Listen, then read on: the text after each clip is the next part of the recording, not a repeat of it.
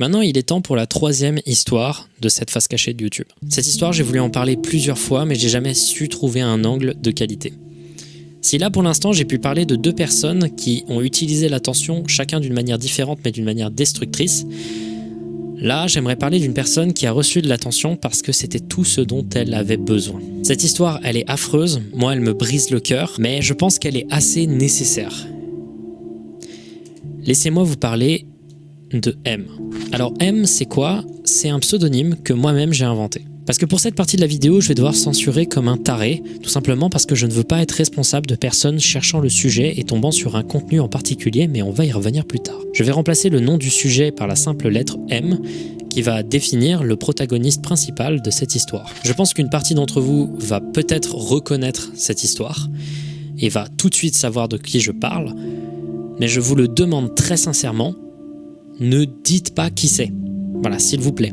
Je ne veux pas qu'il tombe sur une vidéo en particulier. Je vous fais confiance, même si je sais que ça sert à rien. M, c'est le pseudonyme d'une personne sur Internet qui a montré un comportement extrêmement inquiétant et dangereux, en face duquel personne n'a rien fait, ce qui a amené à une des plus grandes tragédies de l'histoire d'Internet. La présence sur Internet de M est assez floue. Il semblerait que ce soit une personne qui ait commencé à poster sur le site Nico Nico Video vers 2012. Pour ceux qui ne savent pas, Nico Nico Video, c'est un équivalent japonais de YouTube. À côté de ça, elle créera également en octobre 2013 son compte Twitter. M a peu attiré l'attention durant l'intégralité de son existence sur Internet. Ce qui fait qu'aujourd'hui, on ne sait pas exactement tout ce qu'elle a pu poster et certaines diffusions de M restent encore des lost media à ce jour. Actuellement, on a accès à 514 tweets de M et à environ 7 live streams qu'elle a réalisés sur Nico Nico Video. On va analyser ensemble certaines de ces diffusions et essayer chronologiquement de décrypter son histoire sur Internet.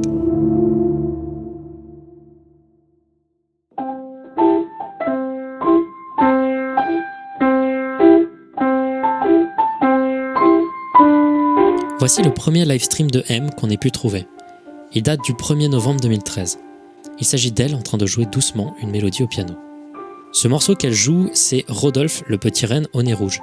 Elle le joue de manière assez hésitante et il s'agit d'une comptine de Noël plutôt célèbre aux États-Unis. Elle continue avec une valse, puis ensuite un morceau des Beatles.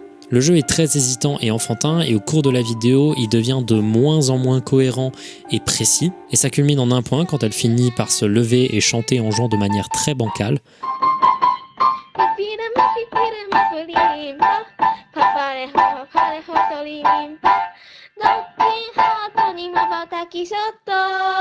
Puis elle finit par poser la caméra et lire les commentaires du livestream.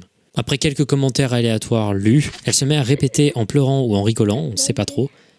Haha, t'as été.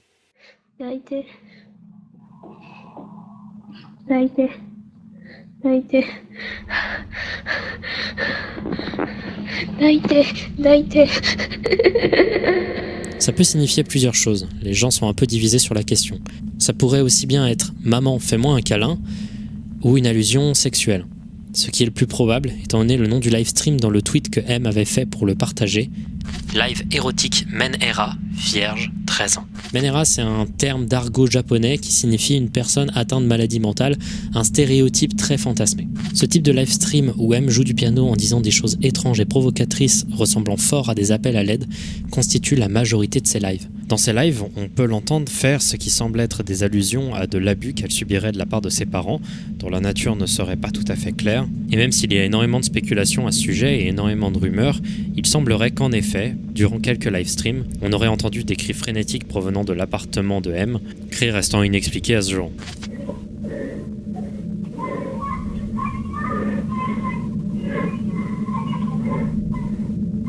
Le comportement qu'elle présente semble être un comportement très asocial, chose qui a mené énormément à penser que M était harcelée à l'école. Si ça peut ressembler à des appels à l'attention, regardez ces vidéos avec le recul de ce qui a fini par se passer, c'est assez affreux.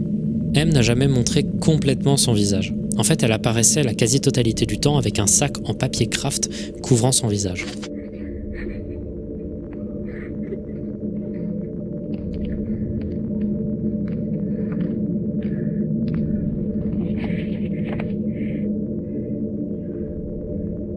Durant ce livestream en particulier, on peut l'entendre respirer très très fort de manière erratique, comme si elle semblait avoir une mini crise d'angoisse.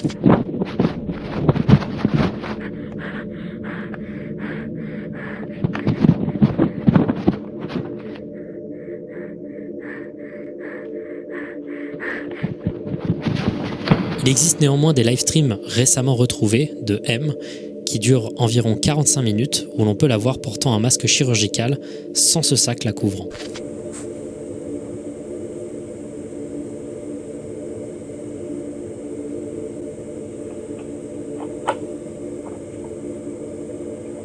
Les lives de M sont très durs à regarder. Il s'agit clairement d'une adolescente japonaise en proie à de nombreux problèmes personnels durs. Elle essaye d'obtenir une attention et une affection qu'elle n'a pas au quotidien, de se mettre en scène des pires manières possibles pour faire réagir. Elle fait des allusions sexuelles pour attirer les gens sur son stream.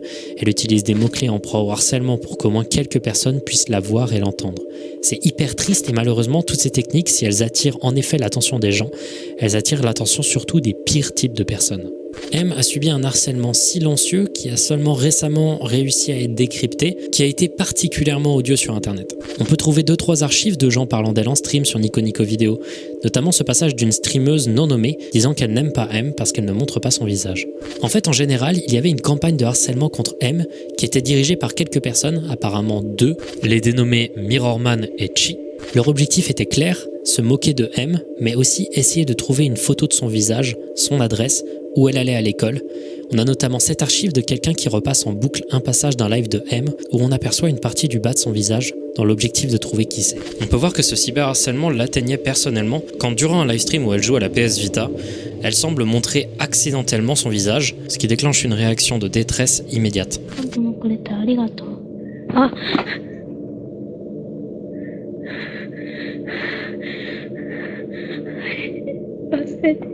Durant ces périodes, elle s'est mise à tweeter énormément, elle était agressive envers les gens, elle les insultait, elle montrait des signes clairs de détresse et d'énervement qui ont été soit moqués, soit relativement ignorés. Évidemment, quand tu vis ça et en plus de ça, une vie suggérément pas ouf à côté, ça t'amène au craquage. Et on peut voir que M commence à avoir des fixettes sur la question de la mort, notamment due à sa photo de profil, une photo du dessin animé Gigi, qui est énormément connu au Japon et en Amérique, pour la fin de sa saison 1 qui se termine par la mort du personnage principal. J'en avais parlé dans mon iceberg des traumas. À ce moment-là, M, elle a commencé à poster des trucs étranges sur 2chan, un image board qui influencera notamment la création de 4chan plus tard. Dans ses messages, elle parle de sa volonté à devenir une légende, que les gens se souviennent d'elle. Elle était complètement addicte à l'attention nouvelle qu'on lui donnait, elle commençait à débloquer. Elle parle beaucoup de mort, de se donner la mort.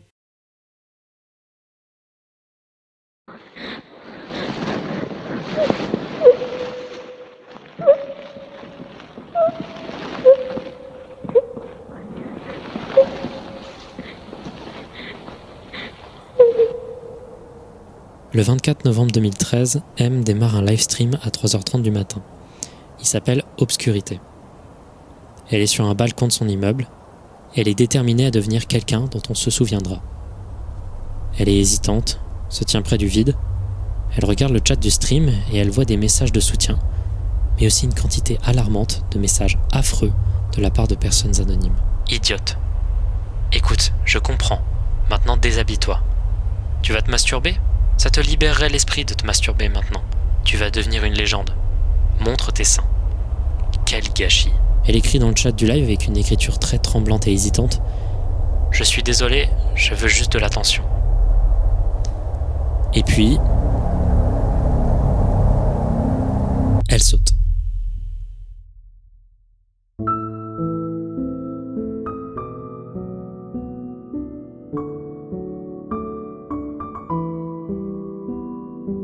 L'histoire de M, elle me tord la gorge. C'est une tragédie dont je n'ai pas voulu faire une description plus détaillée de peur de rentrer dans l'extrêmement intrusif. Son cas a peu parlé de lui, jusqu'à ce qu'en 2020, un groupe de musique réutilise son histoire. Même année, Scare Theater, un youtubeur horreur qui a beaucoup influencé ma chaîne, a fait une vidéo sur le cas de M. C'était une période où il y avait beaucoup moins d'informations disponibles sur l'affaire, et ça a permis notamment à un groupe Discord de se réaliser autour de ça. Groupe Discord qui a pu trouver plus de live stream, qui étaient les gens un peu derrière le harcèlement. Ils ont également permis de débunker certaines rumeurs qui se propageaient beaucoup sur le YouTube américain, rectifiant le fait qu'on ne savait absolument pas en réalité si elle était harcelée ou pas au lycée, chose qui aujourd'hui est plutôt démentie, donnant l'origine de cette rumeur à une conversation non vérifiable entre 2 camarades de classe de M qui se moquent d'elle et de sa mort. Il semblerait juste qu'elle soit quelqu'un d'asocial qui ne parlait pas trop, mais que malgré des opinions plutôt négatives envers elle, elle n'aurait jamais été harcelée. Pareil pour la théorie des parents abusifs, en réalité on n'en sait rien. et même s'il y a des indices qui sembleraient indiquer que ce soit peut-être le cas, ce n'est que de la spéculation et on ne peut rien savoir. Ce serveur Discord est d'ailleurs, à ma connaissance, encore actif. Aujourd'hui, il y a plusieurs camps. Ceux qui idolâtrent M en faisant une image de pop culture, ces gens-là, je les méprise. Et si vous en faites partie, je vous invite cordialement à arrêter. Et d'autres essayent de réunir toutes les informations autour de cette tragédie, essayer de retrouver des infos sur M pour comprendre ce qui s'est passé, pour prévenir au maximum le fait que ce genre d'affaires recommence. Mais au-delà de ça, il y a un truc à noter. La vidéo de sa mort n'est pas un lost media. Elle existe. Et elle est disponible de tous les sites du monde sur YouTube. Accessible à tout le monde. Et non, je vais pas vous la montrer. Genre vraiment, je vais pas vous la montrer. C'est d'ailleurs pour ça que j'ai changé son nom en M et pas en son véritable nom. Mais même si je fais ça, je sais que vous allez quand même aller la chercher. C'est la même raison pour laquelle j'avais pas censuré, si vous vous souvenez, dans le trauma des icebergs, la raison pour laquelle j'avais pas censuré les trucs que je censurais plus tard dans la vidéo, lors des transitions et des génériques. Je les avais pas censurés parce que si je me dis que des gens sont capables de revenir dans le générique et regarder des images floues et dézoomées pour essayer de retrouver un sujet, ils vont forcément finir par le retrouver par des gens qui le connaissent dans les commentaires. Vraiment, il y a un truc qui m'énerve en ce moment et c'est pour ça que j'ai réalisé cette vidéo en particulier, c'est que j'ai l'impression qu'il y a une sorte de décomplexion autour de la curiosité morbide et une gigantesque décomplexion surtout sur les questions du gore et de l'extrême. Par exemple, parler de Nick Bate n'apporte aucune réflexion. Ça apporte juste de la haine et du dégoût et un sentiment majeur de malaise intérieur et de mal-être. Andrew Blaze, c'est pareil, il y a des choses qui ne servent à rien de le regarder, ça sert juste à nourrir l'ego de cette personne même si elle est décédée. Et M, même s'il y a des choses très intéressantes à dire et que c'est une histoire qui mérite d'être racontée, il n'y a aucun intérêt d'aller voir ce putain de live stream. La vidéo du live stream, même si on ne voit rien, est une des vidéos qui m'a le plus mis mal. Et je suis une personne qui a vu des trucs affreux. Pour réaliser cette chaîne, évidemment, j'ai dû regarder des trucs extrêmes. Et maintenant, je m'en préserve à mort. Parce que j'ai compris, il y a seulement environ 1 an, qu'il y avait une sorte de spirale dans laquelle il fallait pas entrer. Cette spirale, je pense qu'il y a beaucoup de gens qui suivent cette chaîne qui la connaissent. Je pense notamment aux gens qui, dès que je fais une vidéo sur un ARG ou un truc plus simple, disent « Ouais, ça c'est un truc de fragile, ça... va sur Besgore, là il y a du vrai truc intéressant. » Mais non! Tout ce que ça crée, c'est de la désensibilisation. Parce que j'essaye de procurer, c'est des horreurs nouvelles, pas juste être malheureux, en fait. Évidemment, je pourrais parler de trucs affreux, parler de MD Pop, de parler de SnuffR73, de parler de trucs affreux comme Amber Alert. Évidemment, je pourrais vous parler des dernières mixtapes gore affreuses qu'on peut trouver sur le darknet et qui sont à la limite du légal. Parce qu'à la limite, je peux vous donner un peu de dégoût de temps en temps, je peux vous donner un peu de malaise, je peux vous donner un peu d'horreur, mais du mal-être, qu'est-ce que ça fait? À quoi ça sert? En fait, j'ai l'impression qu'il y a une sorte de creux où au début d'internet, c'était pas du tout régulé, du coup le gore c'était extrêmement à la mode et extrêmement présent et des gens ont vu des trucs affreux, chose qui s'est calmée un peu après, mais en ce moment ça revient parce qu'il y a des gens qui sont en train de transformer des vraies vidéos gore affreuses de choses horribles en mème. Je peux pas vous citer le nombre de fois que j'ai vu des gens essayer de troller des comptes K-pop en faisant des fancams fausses qui se terminent par des vidéos d'exécution de cartels mexicains. En fait, il y a une sorte de désensibilisation majeure et une sorte de libération de la parole, une sorte de sans-gêne générale qui me fait très peur en fait. Ça me fait super peur. Si vous êtes dans cette spirale, je sais que c'est super dur de s'en extirper. C'est difficile de se dire que quelque chose d'affreux existe et de ne pas résister cette tentation de savoir. On est une sorte d'espèce qui a ce besoin de savoir de manière compulsive, mais vraiment ne le faites pas. Ça rend malheureux et j'ai encore des images qui sont gravées dans ma tête. Je peux pas vous donner juste des indices parce que des gens vont savoir ce que c'est que ces vidéos et ils vont commenter dans la vidéo ce truc-là et il va y avoir un enfant qui va chercher pour le pire et il va tomber sur une vidéo dashcam affreuse russe. Je veux vraiment pas ça. J'essaye d'être heureux et de trouver du bonheur dans les choses comme ça glauques. Parce qu'il y en a. Il y a des choses intéressantes à dire. Et c'était en réalité ça, ce que je voulais mettre en conclusion. Cette fameuse 4e partie de la vidéo, qui est en réalité vous. Chacun de ces 3 cas qui ont été réalisés sont en réalité connectés par un truc similaire. L'attention. Nick Bate, une personne qui a utilisé l'attention pour juste exhiber toute la personne crasseuse qu'elle a pu être. Randy Ster, une personne qui a eu besoin d'attention et qui a fait des choses affreuses pour en avoir encore plus. Et M, une personne qui avait désespérément besoin d'attention et qui l'a cherché auprès de mauvaises personnes. Et moi, ce que je veux dire en conclusion, c'est ne faites pas les choses pour l'attention. Jamais. L'attention et le besoin d'avoir des gens qui te regardent, c'est un truc extrêmement pervers. Et il y a une personne qui est bien placée pour vous dire ça, c'est un mec qui en a tous les jours une overdose. Du coup, pour conclure cette vidéo, j'aimerais partager une chaîne qui vraiment pour moi possède du sens, qui a été réalisée par une personne qui aujourd'hui est mon ami, qui pour moi me donne de l'espoir en fait. Je voulais en faire un findings à l'époque, mais en réalité, je me suis rendu compte récemment que c'était pas possible de faire un finding sur ce sujet. Étant donné que ce n'est pas un ARG, ce n'est pas un mystère qu'on peut décoder, en réalité, c'est beaucoup plus complexe que ça. La chaîne I'm a Flower, je vous la conseille et ça fait partie selon moi de ces petites choses que l'on peut réaliser quand on est en proie à des sentiments de mal-être importants. C'est une chaîne qui est une compilation d'expériences artistiques cheloues, de dessins animés, parfois même de jeux vidéo, de plusieurs comptes Twitter. C'est un gigantesque terrier de lapin dans lequel je vous invite à vous enfermer. Il y a plein de choses intéressantes à voir et la personne qui a réalisé ces vidéos, je la connais et je sais qu'est-ce qu'il y a derrière ces vidéos.